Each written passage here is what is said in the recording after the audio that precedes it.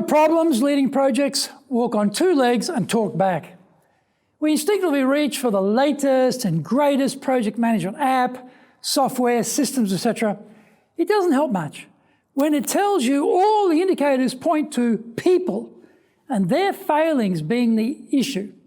You knew that anyway. Find out what we should be doing instead.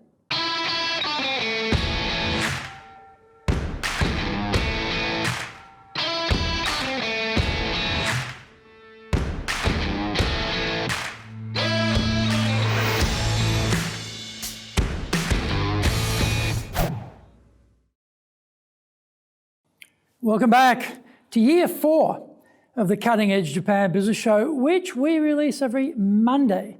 I'm your host, Dr. Greg Story, your corporate coaching and training guy, president of Dale, Carnegie Training Japan, and best-selling author, Japan Sales Mastery and Japan Business Mastery.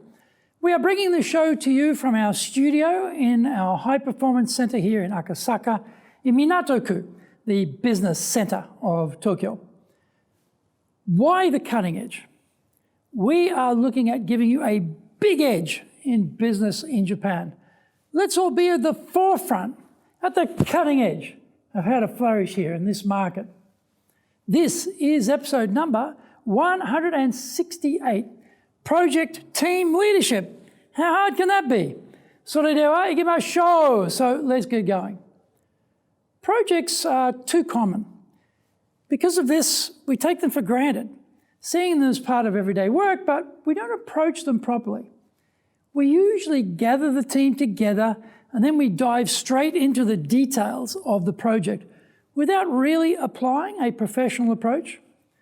We certainly don't apply as much planning expertise to the task as we should, as we wade straight in the mechanics of the execution. Why is that? Poor leadership and lack of skills makes for dangerous dance partners as a team launches forth, rocking and rolling with no strategy and little expertise. Often, there is no existing documented planning process in place.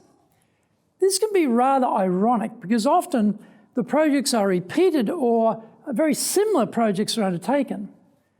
Templates and structure are missing, so everyone just wings it, making it up as they go along, reinventing the wheel.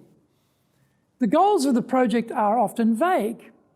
This is a lack of direction from the top leadership to those tasked with doing the work. The project leader has to push back and manage upwards, seeking clear reasons for the why of the project, and then make sure everyone involved in the team understands the why. Project scope creep is like a cancer that can kill the project, denying its success. The project begins with vague boundaries around what is to be done. In quick order, either external parties or the team themselves become like emus and are attracted by bright, shiny objects. Very quickly, the additional tasks multiply, but the time frame, the resources committed to the project do not change. This never ends well. The implementation strategy regarding roles, budgets, timelines, and follow-up is weak or non-existent. Well, when you're having fun and winging it, you are super busy getting on with the actual work, so no strategy needed. Later, things go wrong because timelines were not clear nor properly planned.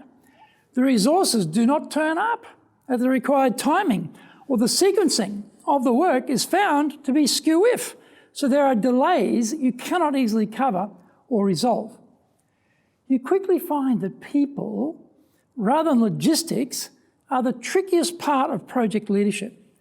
All the coolest project management software and sophisticated systems in the world won't save you from people problems. You may not have been able to match the project team resource with the skill sets required, and you have to make do with what you have. There may be incompatible working styles in the team, and you are now also chief psychologist, in addition to team project leader, spending a lot of time and energy dealing with staff or division conflicts. Find out more when we come back from the break. If you want to be successful as a leader, do the Leadership Training for Managers course.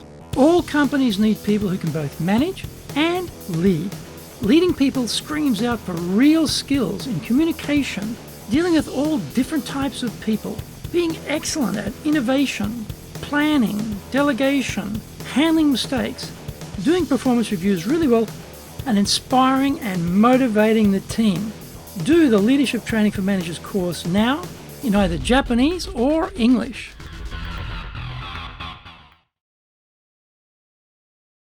Are you doing business with Japan? Do you really know how things work? Japan Business Mastery provides the answers.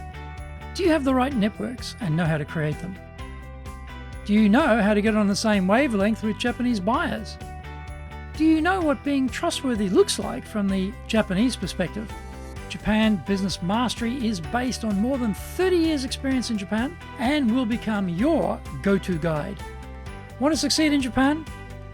Buy Japan Business Mastery now. Welcome back. The start of the project may be exciting, but over time, other tasks start to impede on this project and compete for your people's time. Their motivation starts to slide. You have to rally them constantly to be enthusiastic and committed to the successful completion of the project. This is when you discover your communication and persuasion skills are rubbish and you are getting nowhere with them. This becomes magnified when there are critical issues of internal and external cooperation required. People not completing their tasks on time unleashes issues around trust and reliability.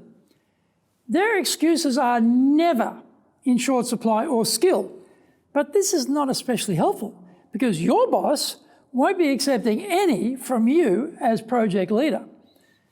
Because you have never been trained on how to delegate properly, you either don't do it at all or you give it a shot, it fails, and you wind up doing most of the work yourself. This would be fine if you had nothing else to do and could devote your time to just this one project. Strangely enough, the organisation has bigger plans for you, and they involve a whole slather of other work to be done as well. The answer is fairly simple. Train people properly on how to lead projects, starting with yourself. Projects are always going to occur, and we should have our own organisation's way of doing them. This would be developed through long periods of hands-on experience and constantly updated to reflect best practice discoveries made along the journey. There are 8 project evolution steps we should follow. 1, define scope. 2, devise plan. 3, implement. 4, monitor, modify. 5, keep checking. 6, get closure. 7, evaluate. And finally, celebrate. For each of these steps, we need a trained project head, highly skilled in leading people, rather than someone who is ace at creating macros and spreadsheets. Action steps. 1, don't treat projects lightly. 2, capture the best practice and create a project management template. 3, clearly explain the why of the project. 4, be vigilant about scope creep.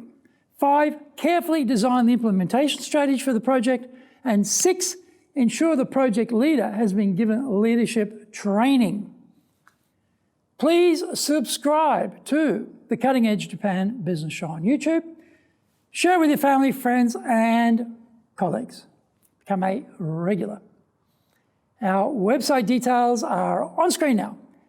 enjapan.dalecarnegie.com. It's awesome value, so check it out.